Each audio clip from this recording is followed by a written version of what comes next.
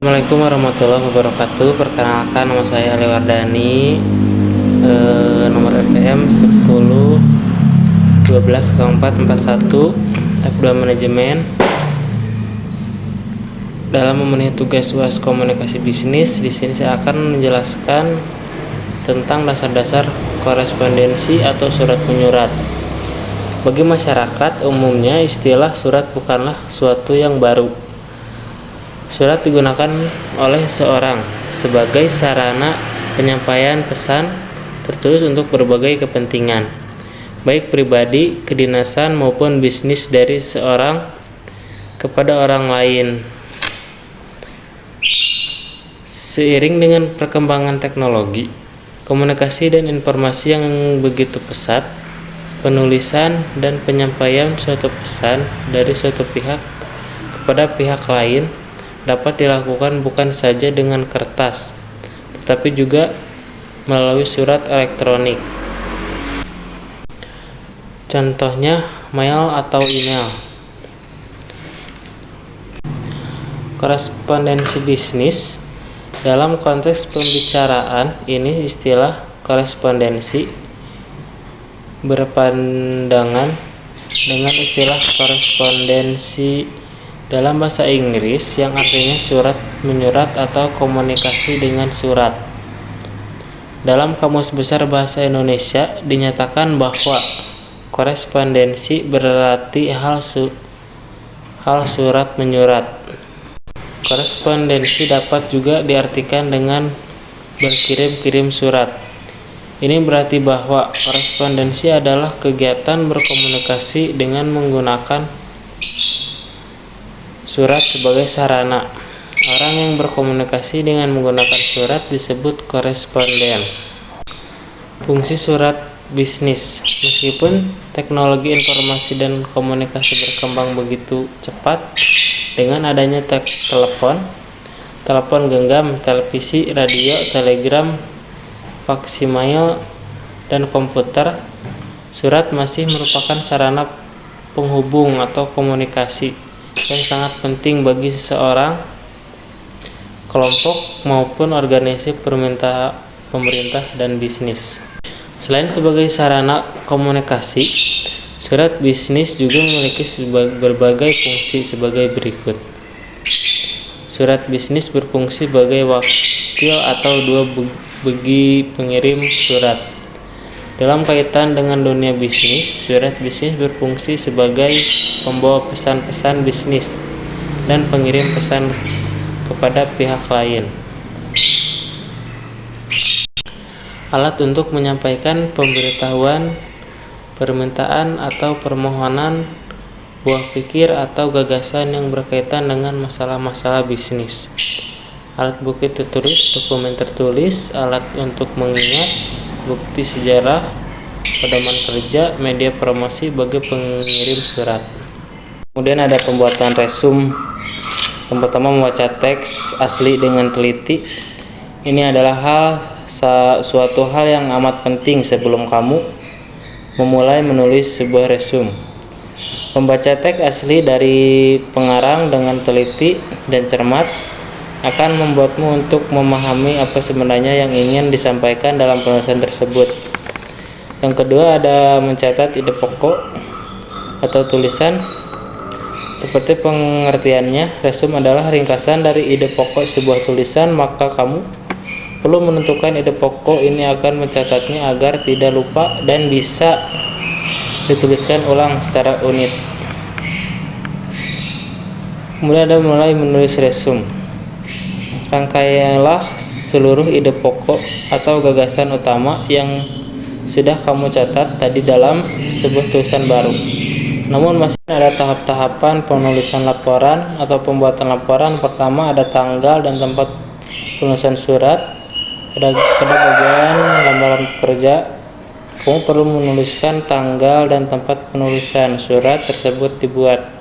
Tujuannya agar rekruter tahu domisili tempat tinggalmu sehingga bisa mempertimbangkannya. Yang kedua, ada tujuan surat, salam pembuka dan kata pengantar, data diri, Pada bagian data diri, kamu tidak perlu menuliskan terlalu lengkap, cukup sebutkan nama, tempat, tanggal lahir, alamat email, nomor telepon, dan pendidikan terakhir di bagian ini. Yang kelima ada pengalaman kerja dan keahlian 6 penutup. Selanjutnya ada wawancara. Dalam suatu wawancara, kita harus menyusun daftar pertanyaan berdasarkan riset. Hal pertama yang harus dilakukan sebelum wawancara adalah riset. Carilah sebanyak-banyaknya informasi mengenai sumber sebagai bahan rujukan untuk membuat daftar pertanyaan. Yang kedua, mempersiapkan diri sebelum wawancara. Selain daftar pertanyaan yang kamu perlu siapkan sebelum wawancara adalah buku, pensil, serta alat perekam. Sebagai catatan, kamu harus meminta izin terlebih dahulu kepada narasumber bila hendak mereka diwawancara. Menggunakan gaya yang berbeda untuk berbagai wawancara. Melakukan wawancara sesuai panduan. Pertahankan alur wawancara dan bertanya atau diminta secara spesifik. Yang selanjutnya ada mencatat poin penting dalam jawaban narasumber. Meski menggunakan alat perekam sekalipun, kamu tetap harus membuat catatan. Kamu tidak perlu mencoba penulis setiap kalimat yang diucapkan karena hal ini akan memperlambat proses wawancara. Cukup tuliskan poin-poin penting dalam jawaban narasumber. Kemudian ada rapat bisnis. Rapat merupakan pertemuan atau kumpulan minimal 2 orang atau lebih untuk memutuskan satu tujuan. Rapat biasanya dihadiri oleh pemimpin dan stafnya. Sedangkan bisnis adalah usaha yang penjualan barang atau jasa yang dilakukan oleh perorangan, sekelompok orang atau organisasi kepada konsumen masyarakat dengan tujuan utama untuk memperoleh keuntungan atau laba atau profit. Perbedaan rapat bisnis dengan rapat non-bisnis.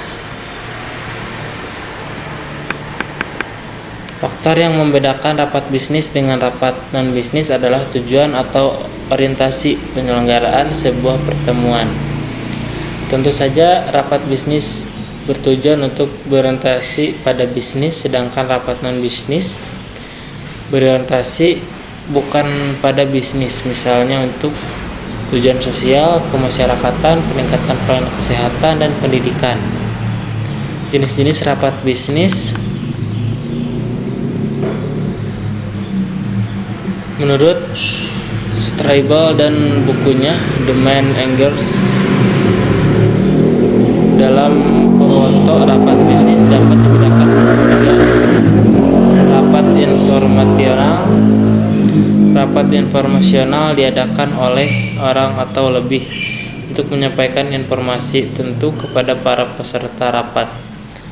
Informasi yang disampaikan harus jelas, ringkas, menarik, dan tidak bertele-tele. Informasi umum yang bersifat rutin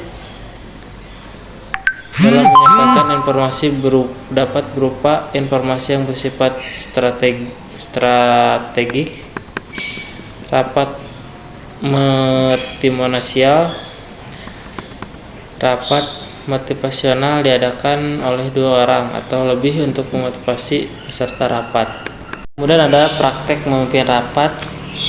Rapat adalah sejumlah orang yang bertemu untuk melaksanakan bisnis, untuk memperoleh partisipasi dan sambutan aktif, sarana untuk memperoleh informasi dan menghasilkan umpan balik, memungkinkan untuk memberikan kontribusi secara pribadi dan menghasilkan perasaan persahabatan. Lebih dari 40% jam kerja pimpinan dan manajemen perusahaan dipergunakan untuk memimpin menghindari rapat. Jumlah jam kerja para eksekutif di staf yang terpakai untuk menghadiri rapat kerja setiap tahun cukup substansial. Walaupun demikian, tidak sedikit pemimpin untuk para anggota manajemen yang belum menghiraukan upaya untuk menyelenggarakan rapat,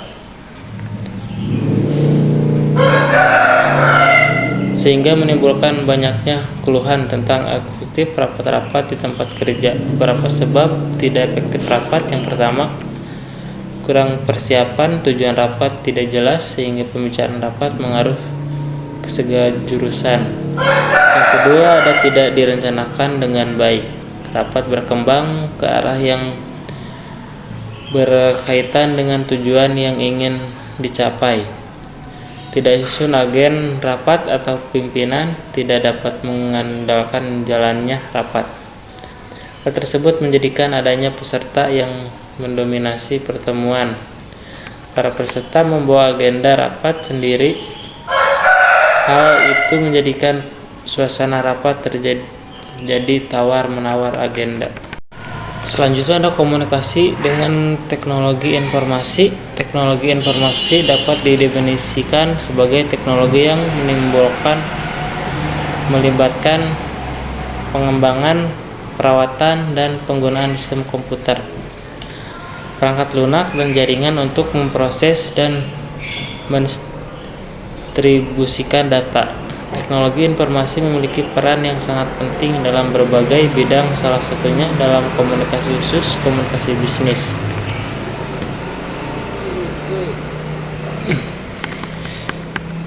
Di era informasi seperti sekarang, penggunaan teknologi informasi dalam komunikasi bisnis atau komunikasi bisnis lintas budaya tidak lagi menjadi pilihan namun telah menjadi kebutuhan. Berbagai peralatan teknologi informasi dan komunikasi yang kita gunakan sehari-hari seperti microsoft hingga virtual words juga digunakan dalam dunia bisnis. Pun penggunaan teknologi informasi dalam komunikasi bisnis selengkapnya adalah otomasi kantor. Otomasi kantor adalah sistem yang menciptakan penyimpanan, modifikasi, penyajian, dan mengkomunikasikan informasi bisnis dalam bentuk tertulis, verbal, atau video. Otomatis kantor berkaitan erat dengan penerapan teknologi informasi yang digunakan dalam lingkungan kantor. Berbagai informasi dengan karyawan menggunakan berbagai alat untuk dapat berkomunikasi secara efektif dengan karyawan. Kehadiran teknologi informasi telah mengubah persepsi bahwa pekerja harus datang ke kantor. Kini tidak sedikit perusahaan yang membolehkan karyanya untuk dapat bekerja dari rumah. Pekerjaan dan komunikasi internal dilakukan secara online dan tidak mengubah jenis-jenis komunikasi bisnis dan pola komunikasi organisasi. Dan selanjutnya ada bertukar informasi. Menjadi salah satu alat yang sangat penting untuk komunikasi dan bertukar informasi antar karyawan, penyuplai, dan konsumen. Komunikasi yang dilakukan dengan surat elektronik dan jauh cepat dan membutuhkan sedikit biaya dibandingkan dengan mengirim surat melalui pos.